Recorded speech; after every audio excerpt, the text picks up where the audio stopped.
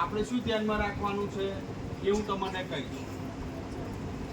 તો ચોમાસાની અંદર જીવજંતુઓ એક્ટિવ થઈ જાય. તમે જોતા હશો તમારી આજુબાજુ કીડી મકોડા. આને બીજી સિઝનમાં કે ઉનાળો છે શિયાળો છે ત્યારે તમને સાપ જોવા નહીં મળે સરળતાથી. ચોમાસામાં તમને સરળતાથી સાપ જોવા મળશે, કારણ કે તે દેડકા ખાવા આવે, જીવડા ખાવા આવે, નાના મોટા જીવજંતુ ખાવા આવે. તમને બહુ ગરમી લાગે, ભીનું લાગે એટલે બહાર આવે. તે દરમિયાન તમારે તેમનાથી ચેતવાનું છે કે ગમે તે ઘરે રહ્યા હોય, તમારા ઘરની અંદર કે શાળાની અંદર તમે કોઈ પણ કબાટની નીચે કોઈ બકુલની અંદર એકદમ હાથ નાખી દેવાય નહીં, કારણ કે ત્યાં આગળ બેસી રહ્યું હોય. જેવો તમે અંદર હાથ નાખો એને ઝેર કઈ આગળ હોય સાપને દાંતમાં ને દાણમાં ઝેર. એ સીધું બચકું ભરે એટલે તરત જ એનું ઝેર તમારા શરીરની અંદર છોડે.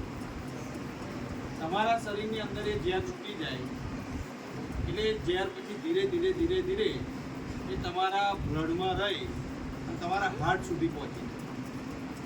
તમારા હાર્ટ તમારું બ્લડ શું કરશે? ઘટ કરી દે, જાડું કરી દે.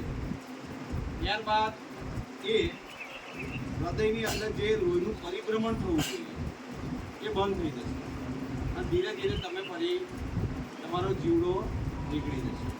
સાપ કઈ આગળ ભરે છે તો તમે ઘરની આગળ બૂટ મૂક્યા છે તો બૂટની અંદર પણ નાના જીવજંતુ સાપ કોઈ પણ જીવજંતુ એ વરસાદથી બચવા માટે તમારા બૂટની અંદર પણ બેસી. તો જ્યારે તમે બૂટ પહેરો ત્યારે પણ તમારે એકવાર લાકડીનો ઉપયોગ કરવાનો. લાકડી વડે એને હલાવી જોવાનો, અંદર કશું છે તો નહીં. ન હોય ત્યારે પછી એને ઠાલવી દેવાના, કંઈક ઊંચે નાખવાના અને પછી પહેરવાના.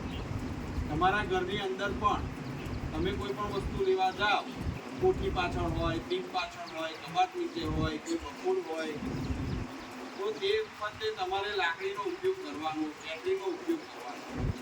પહેલાં જોઈ લેવાનું કે કશું છે નહીં, ત્યાર પછી તમારે કોઈ વસ્તુ શોધતા હોય એ વસ્તુ મેળવવાનો પ્રયત્ન કરવાનો. શાળાની અંદર આ દારોની અંદર વાડ છે, ધારી ઝાકરા છે, બાગ છે, તો એની અંદર પણ આવા જીવજંતુઓ ફરતા હોય. એ વખત તમે એ બાજુ ગયા, કઈ વસ્તુ લેવા ગયા, દોડતા એ બાજુ ગયા, એટલે સાપને એ લોકો શું કરશે? એને પણ પોતાની સુરક્ષા માટે એ તમારી ઉપર હુમલો કરી શકે. આમ તમને કરડે નહીં, પણ એ પોતાનો જીવ બચાવવા માટે એ પણ તમને ડંખ મારે, કરડે અને તમારો જીવ જતો રહે. આવું કંઈક વસ્તુ પડી જાય કદાચ ઇનકેસ, તો તમારે શું કરવાનું છે? તમારે કહી જાય કે પહેલું તો તમારા મમ્મી પપ્પા નજીક હોય, શિક્ષક હોય, તો એમને જણાવવાનું.